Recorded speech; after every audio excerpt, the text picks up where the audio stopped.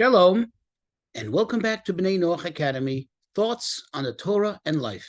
Please remember to hit the like button, to subscribe, and most importantly, to share this insight and inspiration with friends and family. In order to better appreciate and relate to this teaching, I would suggest that you read, just scan through Numbers, the book of Numbers, chapters 13 and 14, just to get a general idea of the story of the spies, the scouts that were sent to Israel, returned and brought back the terrible news that it's a terrible place, and unfortunately coerced the people into losing their faith, into denying, so to speak, God's ability to enter this land, and this changed the course of history.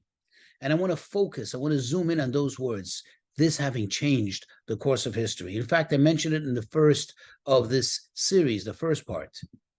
Let me explain how this changed the course of history and how it impacts events even as we speak, current events, as unfortunately we still have to fight to protect the Holy Land. And there are so many Israeli troops in Gaza trying to clean out the place of terrorists. Unfortunately, so many people are losing their lives as we speak. Not only are the soldiers in danger, but also the citizens of the place, the people living in Gaza, and who knows, hopefully this doesn't come to it, but the people living in Lebanon, and so on and so forth. Let me explain how this impacts history and world events. You see, the Jews left Egypt. What was their purpose? What was their objective in leaving Egypt? Was it just to get out of Egypt? And the answer is no. They were told clearly, you're going to leave Egypt in order to, quote, serve God, worship God on this mountain, meaning to receive the Torah, Mount Sinai. And that's exactly what happened. They didn't in any way deviate from that course.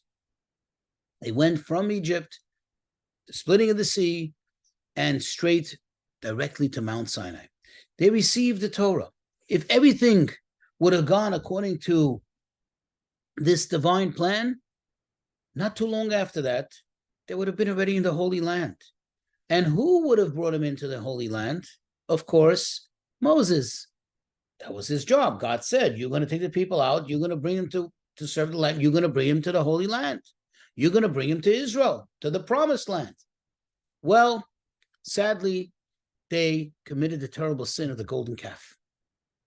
And now, at least time-wise, they took a detour, a pause. In the interim, they were told to build a tabernacle. And now we find ourselves a little over a year from when they left Egypt. They're ready to go into the land. They're ready to go in. We've been through all the trials and tribulations of the evil inclination, the ups, the downs, the repercussions of the downs. But we're here. We're ready to go. And suddenly, oh no, we need to send the scouts. And we all know the end of the story. They came back. They had the people cry. They had the people exhibit lack of faith in God. And as a result, it was decreed upon all the grown men, anyone from above the age of 20, to die in the course of a total of 40 years that they will now have been in the desert. And that's exactly what happened. Over the course of the years, anybody who reached the age of 60 died on the anniversary of that night on which they cried. In fact, we know the night that they cried. We know the date, and that is the 9th of the Hebrew month of Av. Where anybody who knows, looks at a Jewish calendar, this is the saddest night on the Jewish calendar. Because many years later, it also became the anniversary of the destruction of the first temple, later the destruction of the second temple, and many other terrible calamities and events that took place in history, over history, that took place, unfortunately, against the Jewish people. Now, what would have happened had they not had a lack of faith, had they not cried and doubted God, then Moses would have led them into Israel. And if Moses would have led them into Israel, guess what? None of that would have ever happened. You see, everything that Moses put his hands on, everything that he did, anything that was accomplished under his direction is eternal. In fact, the famous adage says, Moshe emet. Moshe is truth, v'torato emet, and his Torah is true. Now, it's not his Torah, it's God's Torah that was transmitted through him. But Moshe is synonymous. Moses is synonymous with truth. Truth is everlasting. Truth is eternal. Truth never stops ceasing being the truth. If something can cease being the truth, then it's not the truth. The hallmark of truth is that it lasts forever, that it never changes, no matter what is done to it, no matter how many efforts are made to dilute it or manipulate it. Thus, had Moses entered the land, they wouldn't even have to fire one shot. They wouldn't even have to have fought to gain possession of the land, of the territory. And then, of course, if Moses would have been in charge of building the temple, that would have been forever. It would have never have been destroyed.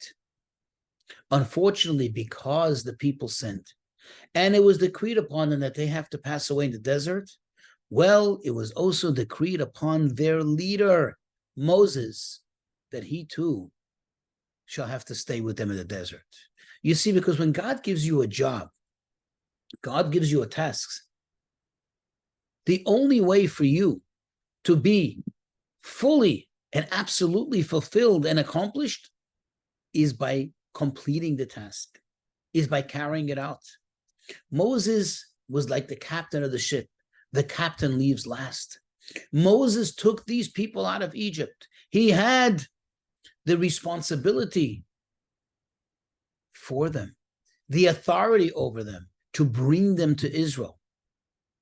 Of course, this was totally out of his control. This was none of his doing, but the fact is that now he cannot do so until the end of time, when there is the resurrection of the dead. And when they stand up once again, he too will be there to bring him into the Holy Land. So yes, everything that's happening today, all this turmoil, all this upheaval, is a result of this episode, this terrible, sad, tragic mistake. Had this not happened, we wouldn't be talking about Gaza. We wouldn't be talking about anti-Semitism. We wouldn't be talking about Israel being attacked. We wouldn't even be talking about the evil that exists in this world, because it wouldn't have existed. So this is actually a history-changing event, changed the course of history forever until the time which, God willing, will be speedily, that the Messiah, Mashiach, will reveal himself and the world will come back to its utopian existence.